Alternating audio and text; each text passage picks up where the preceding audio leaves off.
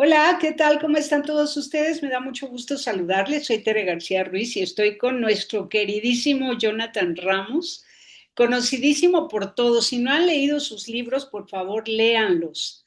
Este es muy, muy interesante. Marx estaba a favor del aborto, refuta todas las ideas de aquellos que utilizan a Marx para convencer a la gente que la vida humana no vale la pena y están totalmente equivocados. Teología de la teología también es muy interesante porque nos presenta los tratados teológicos, los analiza de diferentes teólogos, tanto católicos como de la Iglesia protestante. Ética para Sofía, muy lindo. Crítica de la razón crítica, complejísimo, interesante, analítico, educativo. Es para romper el cerebro y abrirlo y nutrirlo de cosas que nos ayuden a, pues, a defender la vida humana, a defender el bien vivir, a defender el devenir de la historia que sea favorable para todos. Jonathan Ramos, qué gusto volverte a ver aquí en este canal. Qué lindo estar con vos, Tere, de nuevo, muy contento realmente.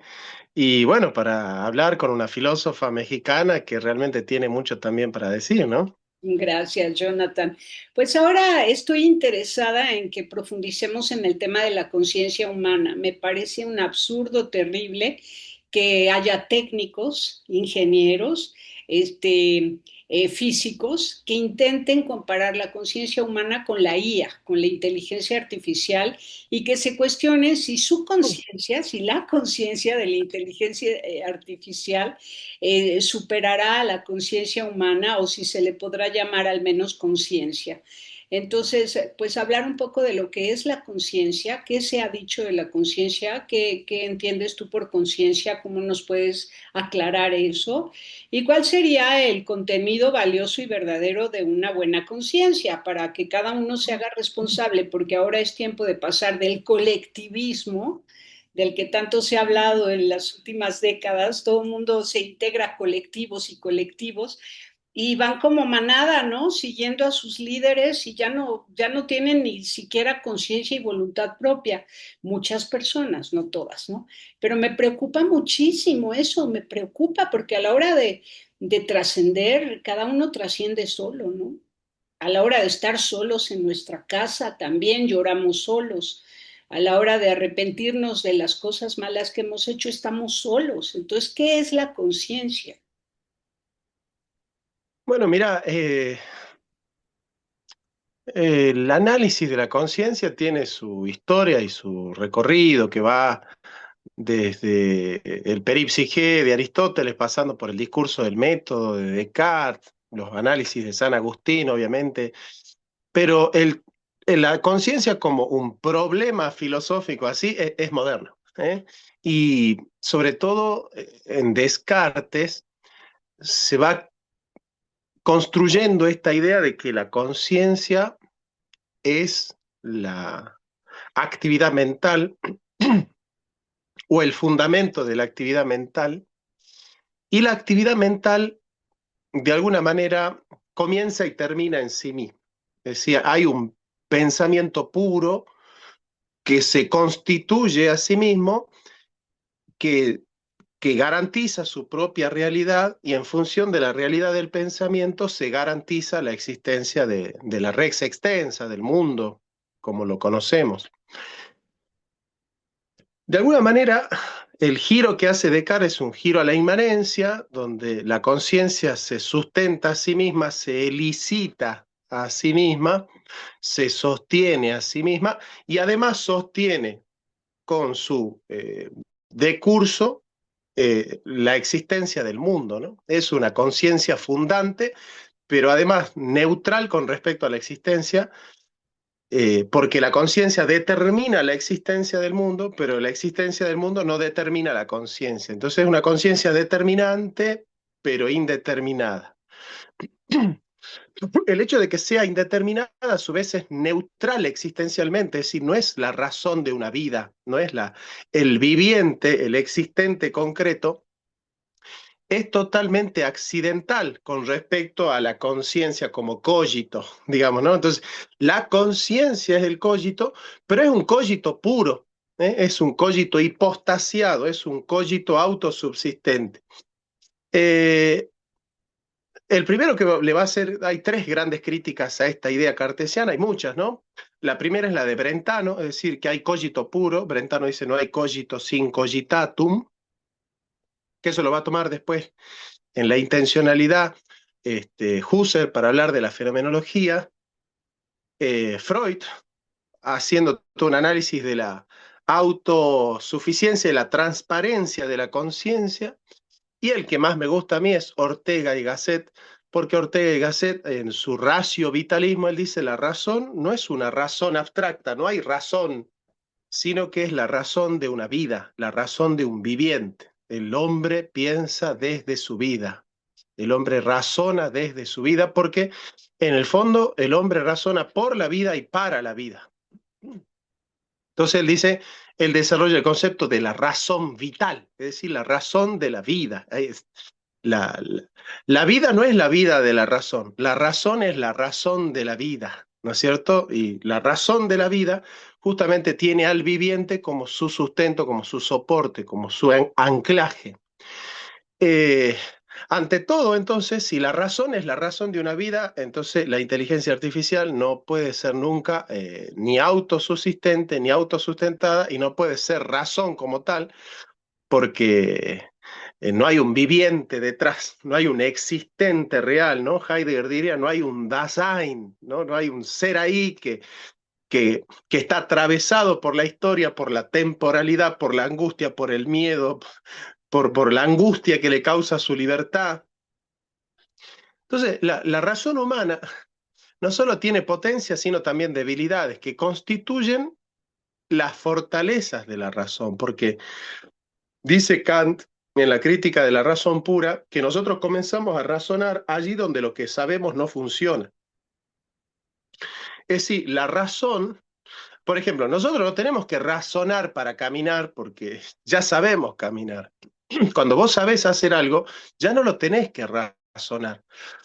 Porque el conocimiento va fluyendo espontáneamente. ¿Cuándo es que es necesaria la razón? ¿Cuándo es necesario sentarse a pensar? Cuando lo que sabemos ya no nos funciona. Entonces lo propio de la razón es resolver problemas a la vida, resolverle problemas al viviente, al existente. Y lo que subyace a la inteligencia artificial es nuestra vida. Es decir, la inteligencia artificial está hecha para solucionar problemas a nosotros, para solucionarnos problemas a nosotros. En ese sentido, la inteligencia artificial tiene de artificial la prolongación de la actividad sintética o sintáctica de organizar la información para nosotros, pero no por nosotros. Esta es la gran diferencia. Hay gente que piensa que la inteligencia artificial piensa por nosotros. Yo digo que la inteligencia artificial piensa para nosotros, pero no piensa por nosotros. Si la actividad sintáctica y sintética de la inteligencia artificial es subalterna de nuestra actividad, porque nuestra razón vital es la que se vale de la inteligencia artificial como medio para resolver problemas del hombre. Nosotros no queremos resolver los problemas de la inteligencia artificial. Usamos la inteligencia artificial para resolver nuestros problemas. Entonces, el subyectum, donde subyace la actividad, es en el hombre. Siempre va a ser en el hombre, porque el hombre es el viviente. No hay, el hombre en ese sentido es inalienable. Nunca va a poder el hombre delegar su soberanía, su libertad. Eh, Esto lo dice Kierkegaard. Y Sartre también, ¿no? Sartre dice, el hombre está condenado a ser libre, el hombre quiere delegar su libertad porque le da vértigo saber que en el fondo su vida depende de él mismo, pero es indelegable, somos los que vamos a tomar las decisiones y somos los que vamos a decidir qué hacer con la inteligencia artificial. Claro, y además nosotros nutrimos a la inteligencia artificial. Cada vez que subimos información a Internet, ya queda ahí como un material que la IA va a ir recogiendo para ir dando respuesta a las preguntas de muchas otras personas, ¿no? Y de hecho podemos nosotros corregir a la IA. Si hacemos un ejercicio y alguien busca quién es Jonathan Ramos, cuáles son los principales temas que él ha abordado, que ha dicho de tales y cuales cosas, y podemos darnos cuenta que la IA nos va a contestar alguna cosa equivocada y podemos nosotros corregirla y decirle, no, fíjate que yo escuché un programa de Jonathan donde dijo esto y esto y esto y no lo que tú estás diciendo, ¿no? Entonces, sí, la IA te agradece, ¿eh? Te agradece y te dice, gracias, tienes toda la razón, no había tomado en cuenta ese programa. Pero es efectivamente, lo acabo de ver y todo el contenido es como tú dices, ¿verdad? Entonces es el usuario el que va a ir nutriendo a la IA de conocimiento.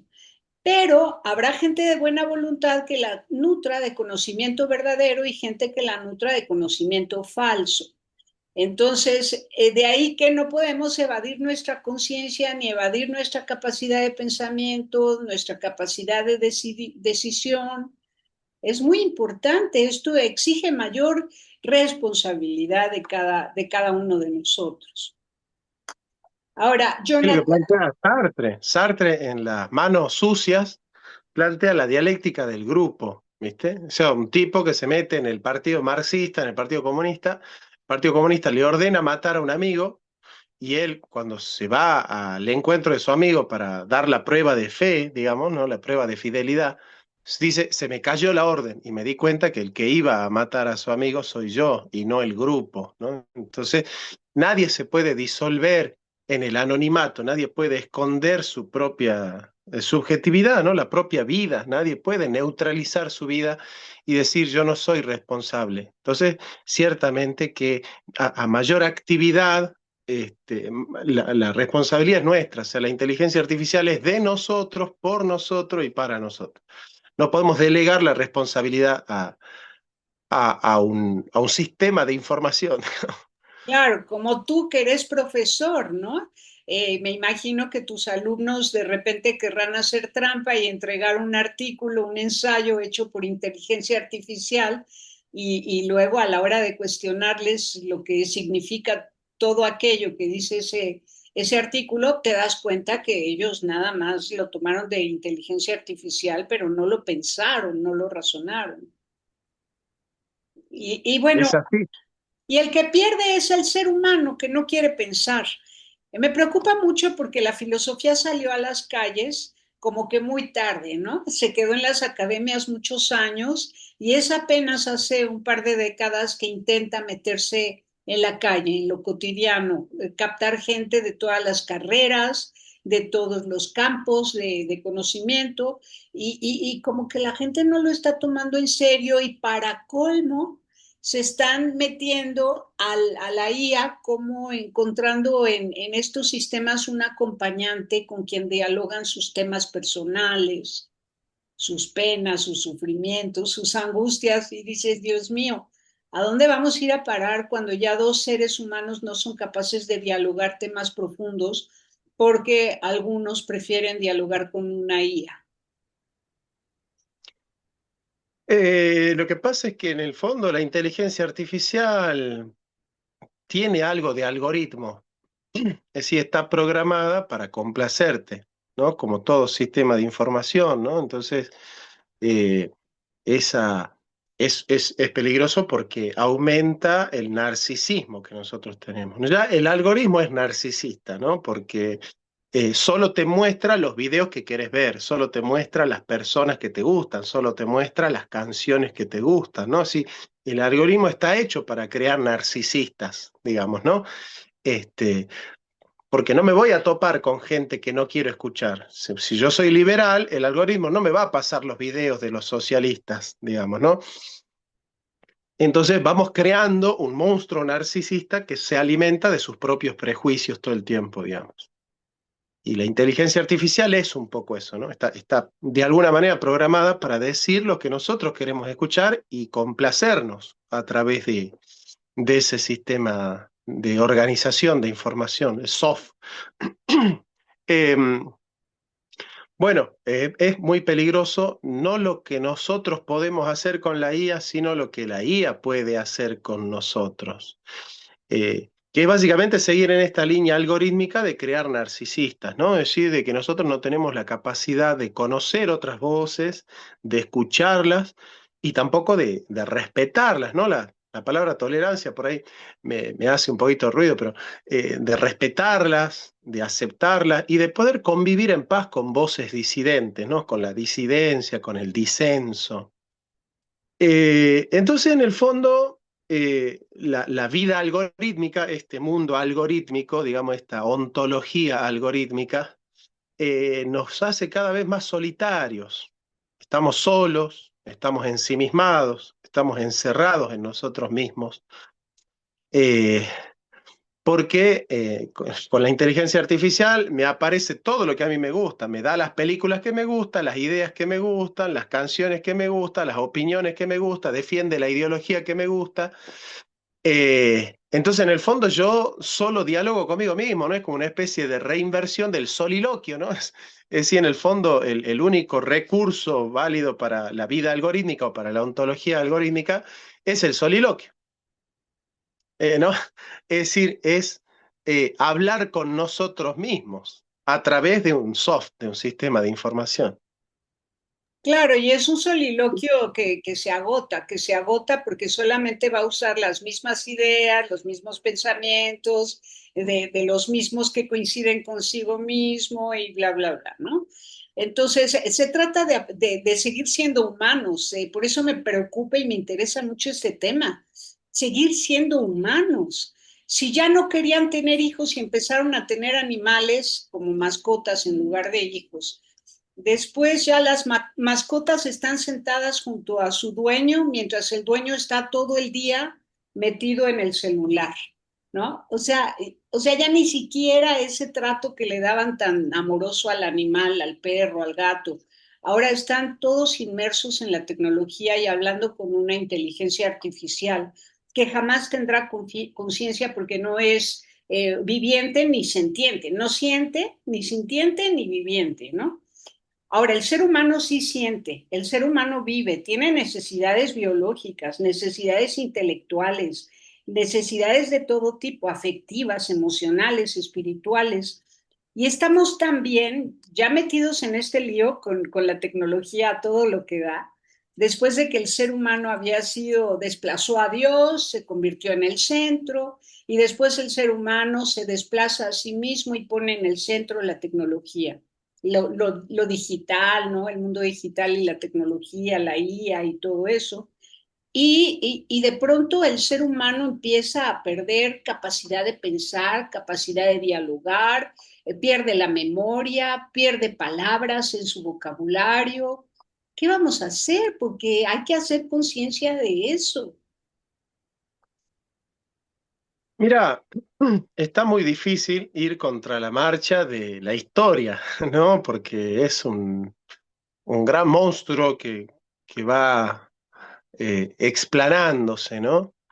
Eh, no podemos frenar el influjo de la inteligencia artificial, lo que podemos hacer es reorientarla eh, o irrumpir, ¿no? Irrumpir nosotros con preguntas, porque el arma más importante es simplemente hacer una pregunta, generar una duda, eh, y confiar en la naturaleza humana, confiar en que hay una luz que está en el hombre y que nunca se apaga.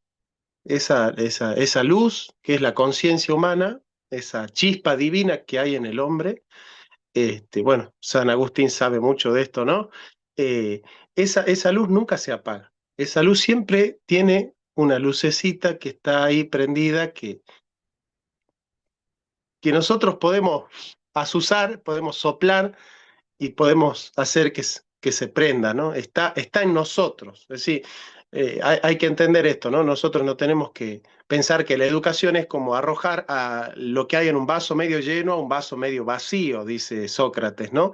Sino despertar algo que ya está en el alumno, ¿no? El maestro tiene la obligación de despertar algo que ya está en el alumno, ¿no? Esta es la reminiscencia, ¿no? Pero detrás de esta pedagogía está esa idea de que nosotros al hombre no le tenemos que dar una posibilidad ajena al propio hombre, sino que tenemos que mostrarle aquellas posibilidades que constituyen su propia vida, su propio ser. Y esa posibilidad de la vida es esa luz de la conciencia que nos permite a nosotros ser plenamente humanos. Y esa está en todos nosotros. Nadie ha perdido completamente su chispa divina, ¿no? Esa nunca se apaga del todo. Mientras somos hombres, existe la posibilidad de que esa chispa se prenda y tome fuerza. Entonces, la esperanza no es una esperanza utópica, no es una esperanza sin sentido, sino que es real. Hay algo en el hombre que nunca renuncia a, del todo a la buena vida, ¿no? Hay algo en nosotros que cuando nosotros no estamos viviendo bien, que cuando nosotros estamos descarrilados, cuando estamos desorientados, hay algo en el hombre que hace una lucecita, que hay gente que la puede ver y la puede escuchar y hay otros que quizás no tanto porque están muy perturbados, pero en el hombre está. Entonces hay que confiar en esa. Esa es la conciencia humana, esa es en la que late la voz de Dios y creo que esa no va a desaparecer nunca. Mientras exista el hombre como hombre, ese último reducto de la existencia nunca desaparecerá por completo. Me encanta que lo digas. San Agustín decía, advertía, ¿no? Que cuando hacemos mal, cuando nos portamos mal, cuando estamos metidos en un lío afectivo, emocional, desordenado, lo que sea, estamos en la oscuridad y no vemos con claridad que estamos haciendo mal porque estamos en la oscuridad y ahí no se ve nada. Hay que salir a la luz. Un poco es como una paráfrasis un poco más nutrida de la caverna de Platón, ¿no? Entonces dicen, en la oscuridad no vemos que estamos haciendo el mal. Entonces es cuando sales a la luz que ves y te das cuenta de que hiciste mal. Es como un brinco de la ignorancia de ti mismo al conocimiento y a decir, Dios mío, ¿qué hice? Perdóname, ¿no? Y a reparar el daño y el error. Pero hay personas que van en grupo haciendo el mal y están retroalimentándose eso e incluso se exigen no hacerle caso a la conciencia, porque la conciencia es individual, es personal. A mí me preocupa mucho que yendo en grupo estén tan coaccionados y presionados por el grupo que no obedezcan a su conciencia personalísima, que es la única que existe, personalísima conciencia, y se sigan de largo y que luego su vida no tenga remedio. Esto lo analiza muy bien Eric Fromm. Él dice, a nosotros realmente nos pesa, hay una pesadumbre, la libertad.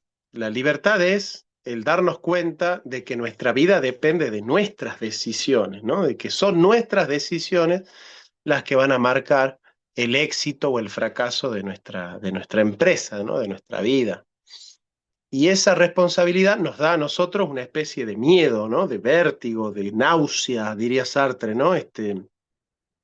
Es una responsabilidad pesada, pesada, es dura, es una empresa que Kierkegaard dice existencial, digamos. Eh, eh, esa pesadumbre, esa angustia que causa la libertad, esa náusea, ese miedo que causa libertad, muchas veces nos lleva a nosotros a pensar que nuestra vida fluye mejor cuando nosotros cumplimos los mandatos de otros, ¿no? No soy yo, a mí mi papá me educó así, ¿no? Así viven los argentinos, así somos los argentinos, o qué sé yo, así somos los varones, o así somos, no sé, siempre tenemos una excusa para no hacernos cargo de que la acción que cometemos es nuestra voluntad, es nuestra decisión libre, ¿no? Siempre tenemos una excusa, siempre tenemos un reducto, ¿no? Un subterfugio para refugiarnos y no ponernos delante y decir, no, soy yo el que está llevando las riendas de su vida. Eh, y bueno, eh, es muy difícil porque dentro de este esquema estructuralista nosotros cada vez estamos más determinados, ¿no? Eh, Paradójicamente estamos hipersensibilizados, todo el tiempo estamos recibiendo eh, eh, estímulos visuales, auditivos, de todo tipo, todo el tiempo estamos recibiendo estímulos y parecería que estamos más hiperactivos que nunca. Digamos, ¿quién puede pasar 3, 4 horas sentados pensando sin hacer nada, sin creer que está perdiendo tiempo, ¿no? Este, Estamos muy hiperactivizados, ¿no? Los hiperobjetos, la hiperactividad, estamos hipersensibilizados, pero paradójicamente somos la sociedad y somos la generación más infeliz de todas, ¿no? Los tratamientos psicoanalíticos, los psicofármacos, los neuróticos, las depresiones, los suicidios, crecen cada vez más y sobre todo en las grandes urbes. Dice, mientras más hipersensibilizados y más estimulados estamos, más nos deprimimos. ¿Por qué?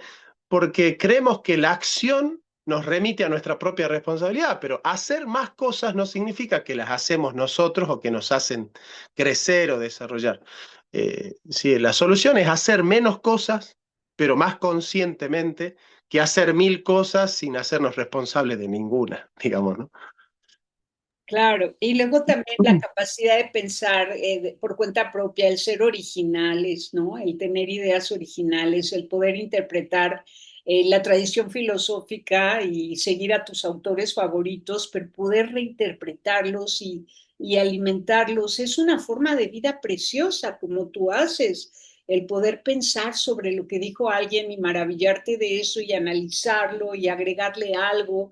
Es estar dialogando todo el tiempo con los grandes El, filósofos. el placer que te causa descubrir una idea filosófica no es el mismo placer que te causa preguntarle a la IA y leer lo que la IA responde. Decime, vos que te dedicas a la filosofía, ¿no hay placer más hermoso que leer un libro y entender por fin lo que un filósofo está diciendo? O articular un filósofo con otro y articular una idea filosófica, pero que es nuestra idea. Ese placer, ese momento de goce estético que implica eh, articularla a la filosofía, degustarla a la filosofía, no es el mismo placer que cuando yo le pregunto a la inteligencia artificial, ¿qué diría Hegel sobre esta cosa que dijo Heidegger en tal lado? Pum, y leo la respuesta. No es lo mismo.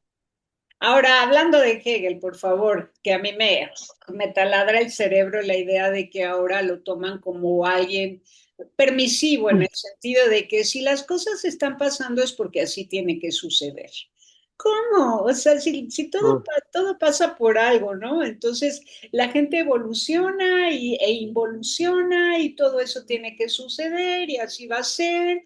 Y entonces como que descansan en esa idea de que todo pasa por algo y al final va a venir lo absoluto. O sea, un poco, tal vez Hegel quiso decir que todo va a quedar consumado en Cristo y por hacer todo un circo filosófico intentó decirlo de una manera tan complicada que a la mera hora todo el mundo lo usa como un padre permisivo, hagan lo que quieran porque al fin y al cabo todo va a acabar en lo absoluto, ¿no? Y ahí Bueno, se acomodan, se consienten y acomodan socialmente, ah, universalmente, globalmente y al mismo tiempo personalmente quienes han escuchado hablar de Hegel. claro, lo que pasa es que Hegel dice que la historia marcha por su lado racional, pero en ciertas situaciones donde la historia parecería recursar hacia lo irracional, la astucia de la razón se encarga de reencauzar el camino de la historia hacia la racionalidad. Entonces, parecería que están leyendo algo así como, bueno, no importan los arrebatos de irracionalidad en el hombre. La historia se va a encargar de reencauzar como la providencia esos arrebatos hacia la racionalidad, ¿no? Pero en el fondo eso le quita la densidad ontológica de la responsabilidad nuestra, ¿no? Es decir, no, dejemos que la historia se encargue, nosotros hagamos lo que surja que la historia se va a encargar de ordenarlo, ¿no? Un poco como la mano invisible de Adam Smith, ¿no? Esta idea de, bueno, hay una mano que va a ordenar lo que nosotros deshacemos en el mercado, ¿no? Exacto, eso es lo Son que me preocupa. subterfugios. Me preocupa porque cada generación es responsable de sí misma y de su gente. O sea, cada individuo es responsable de su generación, de sí mismo y de su generación, de sus compañeros de camino. Y si en una época determinada dicen, no, así son las cosas actualmente, así se vale, así se hace, todo el mundo está en eso. No se hacen responsables de sus compañeros de camino, se van como manada huyendo de la manada familiar, por cierto, ¿no? Descartan a la familia como manada, ¿no? Dejan a la manada porque el Nietzsche les aconsejó, pero forman otra manada, nunca encuentran esa individualidad del yo sobre la tierra responsable de una misión, ni siquiera quieren mirar cuál es su misión, entonces me preocupa, me preocupa muchísimo. Sí, sí, sí. De todas maneras, creo que la crisis no es tanto que el hombre se está pervirtiendo, sino más bien que es más notoria la perversión.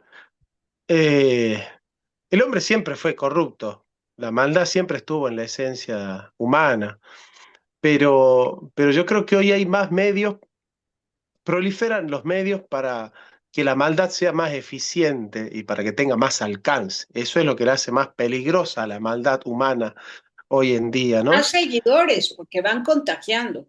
O sea, si alguien hace el mal, no tiene que ir a aconsejar a los demás a través de sus medios que hagan el mal, ¿no? Que eso es lo que se usa y se acostumbra. O sea, eso está pasando. Sí, pero hay una pérdida de densidad en la conciencia, como decís, ¿no? Escuchaba en una entrevista a una de estas pibitas que hace música urbana y decía, hay un hombre que me escribió en el Instagram y me dijo, qué buena que estás.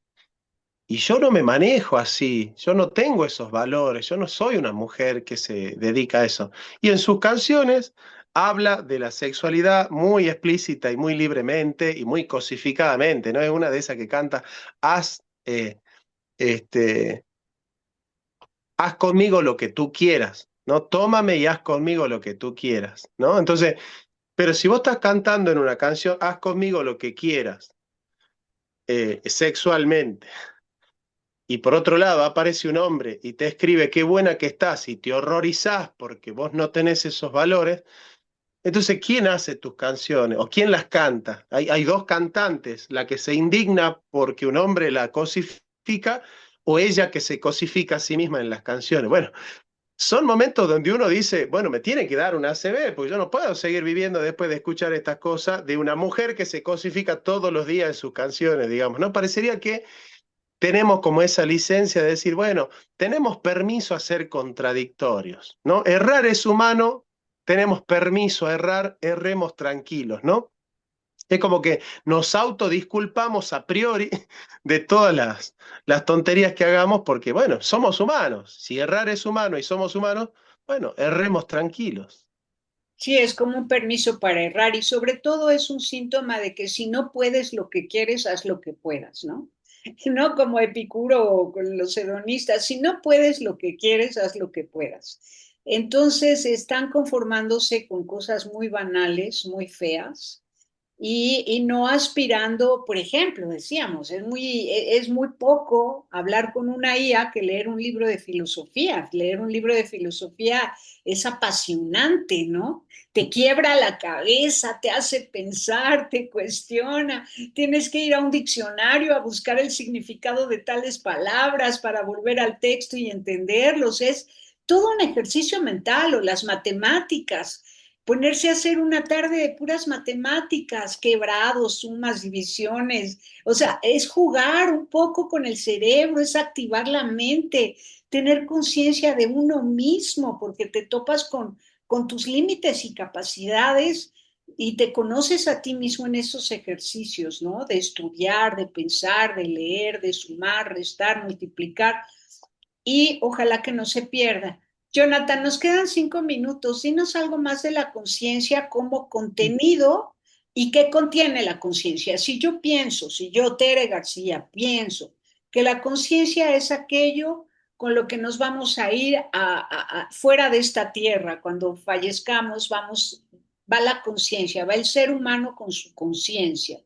Entonces hay los distintos estados de conciencia y el estado perfecto y precioso es el cielo, estar en el cielo delante de Dios para siempre. Entonces, ¿cuál es el contenido de nuestra conciencia para poder llegar al cielo? O sea, Bueno, la es a conciencia, ese gozo perfecto, ¿no? bueno, la conciencia tiene el contenido que nosotros le damos. O sea, hay una a priori de la conciencia que es la voluntad. Nosotros no introducimos en nuestra alma aquellos que no queremos introducir. Hay otro aspecto psicoanalítico que tiene que ver con lo subliminal, ¿no? Aquello que ingresa en nosotros subliminalmente, sin, por debajo del lumen. Fíjate, lumen es conciencia, luz, ¿no? Conciencia tiene que ver mucho con la luz. Y lo subliminal es aquello que ingresa en nosotros por debajo de la conciencia, como que se va filtrando a escondiditas, digamos, ¿no? Este, todos nosotros estamos atravesados por lo subliminal. Es decir, los discursos, las imágenes son dispositivos que nos van eh, determinando a nosotros queramos o no. O sea, todos nosotros estamos atravesados por esta cultura woke, por esta cultura postmoderna, por esta cultura líquida. Eh, Mal que mal, todos recibimos una cuota diaria de ese influjo.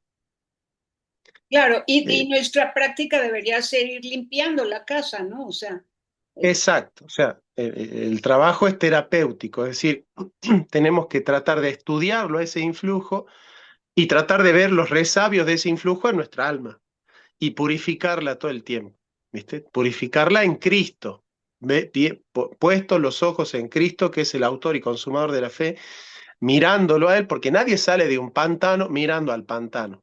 El que está empantanado tiene que mirar tierra firme, porque es ahí donde se dirige, ¿no es cierto? Entonces, nuestra tierra firme es Jesucristo. Si estamos empantanados, ponemos los ojos en Cristo y tenemos salida.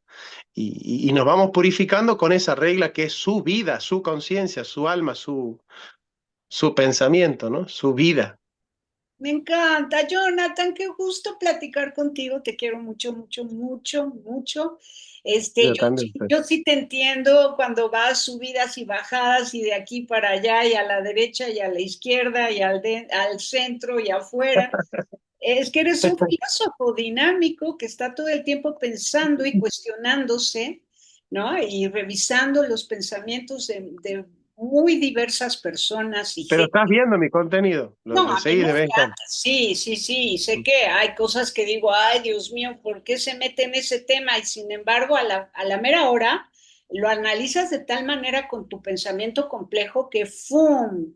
Llega a la claridad, ¿no? Me encanta, Jonathan, te agradezco muchísimo y sobre todo que los jóvenes te sigan hacia el bien, me encanta, te agradezco. Gracias, Gracias, Jonathan. Churi. Un abrazo. Espero que nos veamos de nuevo. Sí, espero que nos veamos pronto. Pásenla bien haciendo el bien y sigan a Jonathan Ramos en su canal. Hasta la próxima.